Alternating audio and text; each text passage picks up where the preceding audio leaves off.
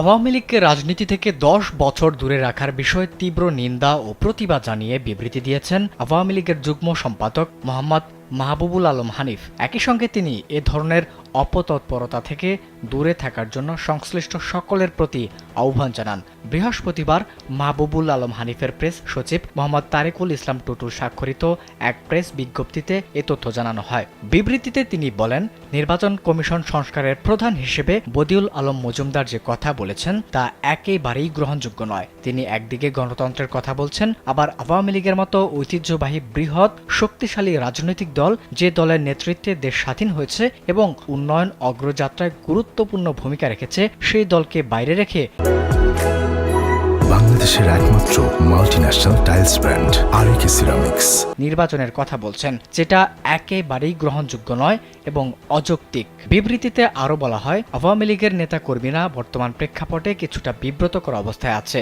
কিন্তু এটাও মাথায় রাখতে হবে ১৯৭৫ সালে জাতির পিতাকে সপরিবারে হত্যার মধ্য দিয়ে যখন আওয়ামী লীগকে নিশ্চিহ্ন করা ষড়যন্ত্র করা হয়েছিল, তখনও এরকম একটা ধাক্কা এসেছিল। সে সময়ও আওয়ামী লীগ ঘুরে দাঁড়িয়েছিল। অতএব আওয়ামী লীগ আবার অতীতের মতো ঘুরে দাঁড়াবে এবং আগামী সংসদ নির্বাচনে অংশ নিবে।